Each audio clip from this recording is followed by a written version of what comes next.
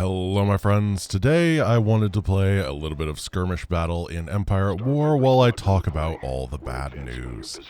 So, to give a little context about what happened, in the year, 3 years ago, when Mike Morhaime was being basically pushed out of Blizzard Entertainment, there was a contract that he signed that effectively guaranteed StarCraft was going to get prize pool support from Blizzard for the various third-party tournaments that run things for an additional 3 years. And this happened 3 years ago. This contract just recently expired, and the GSL and ESL, the two biggest Korean and non-Korean tournament platforms, have announced how things are going to be going next year, and the answer is a massive, massive contraction. ESL, the European and, well, North American by default because they don't have anything else, tournament is getting a 50% reduction in prize pool, the GSL an 80%, which is colossal. It is very hard to express how big of a it's so people will not be able to be professional gamers in StarCraft 2 anymore. Many of them will simply not be able to afford it. So, to give perspective to how big this crunch is, the GSL, I believe, used to be $77,000 for a prize pool. It is 80% less than that, which means that in this current year, if you were to win all 3 GSLs, making you undeniably the best player on Earth, you would be earning poverty wages. That is how bad it is. StarCraft 2 as an esport, for many, many people, there will be some that will have sponsorships and that sort of amazing thing, and they will be able to sustain themselves for a bit longer than anyone else. However, for the average person, for the aspiring pro gamer or anything like that, and even for the medium to lower tier pro gamers, you know, the people that could be the up and up, they will not be able to sustain themselves. Say that again, please. And that's really, really, really obviously terrible. So the first thing I'm going to say is, if you are a Twitch viewer of mine, I appreciate when people give me Prime subs and stuff like that. This month, please don't. If you see someone playing StarCraft 2 that is a pro gamer or a esports related content creator or anything like that, please give them your support because they really need it. I am fortunate to be in a position where I started creating content after this deal was made, so I knew it was going to happen, and thus I could plan accordingly. However, there's a lot of people who have been so dedicated and amazing to the scene for a decade or more, and they are effectively losing their jobs overnight. This is one of those things. I know that a lot of the people that watch my content are not like big esports people, but in the end, StarCraft is a community. We're all in this together, and it matters a lot.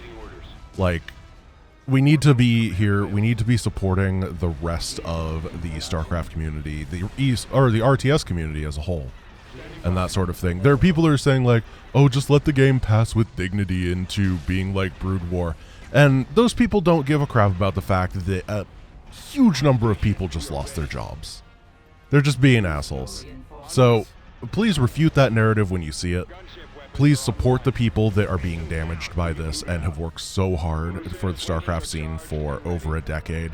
And if you see events like casters and content creators starting tournaments up for the Korean scene, if you can support them, please try.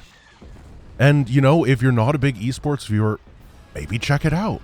See what these people have to show off, because I can tell you, I might not watch, or I might not make StarCraft esports content, but I sure as heck watch it. It is amazing. It is so much fun. And, you know, I don't want to say it's too late, because right now you can actually make a pretty big impact if you want to. It's a really tough thing. I didn't have a script or anything prepared for this because, I don't know. It's such a tough subject to broach, and I feel really, really bad. Once again, these people they're not losing everything instantly, but at the last major tournament, I am Katowice. The Korean players, who are the ones that are being damaged the most by this, basically signed off to each other by saying, "See you in Stormgate." Because they knew that it was the end there. And it's really sad, it's really a shame, and relying on a game that isn't even an alpha yet is real sketch. Like, no one wants to do that. So, if you can give them some support, give them some level of security, instead of, you know, particularly if it's free, right? If it's your Prime sub or something like that, it takes no money from you as long as you have an Amazon Prime account. And you can support, you can adopt a pro gamer, you can adopt a caster or commentator, someone like that. Now, what does this mean for the long term? It means that StarCraft is in rough shape. The numbers are going to go down. Their esports crowd is going to get less and less interested. The number of sponsorships is going to go down because, for example, the GSL used to be 32 players and played in a studio. Now it is going to be... There's so many enemies. It is going to be reduced to a 16-player tournament, and only the top 4 and beyond are played in the studio, which is... It's not what sponsors are looking for when they're throwing money towards something, particularly living wage levels of money. And that means that some of the people on top are going to be okay for a bit. Some of the people that are making content are going to be okay for a bit. However, things are going to be reduced over time, and that means that we are going to continue making some of the really cool stuff we are. So, Twitch Trolls Grant Legacy of the Void, heck yeah. That's going to happen. I'm going to do a 24-hour stream this year, and it's going to be awesome. I am, once again, submitting Heart of the Swarm for SGDQ 2023, which is in, is it early June, I believe? Hopefully I can get into that. But numbers are going to be going down across the board. For all your favorite content creators, it's going to be harder and harder to be a pure StarCraft content creator.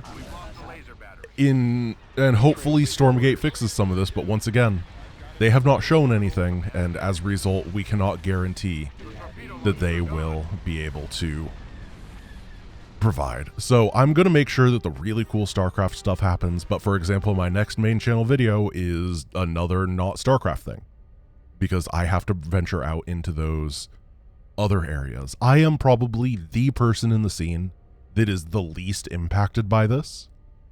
And right now I can count my blessings for that, because I just don't have esports associations at all. However, I truly, truly feel for everyone else. And I understand that this is a change that will impact everyone over the long term. And they deserve to be treated with some respect right now. Help them out if you can, and just be kind, nice, and show support, because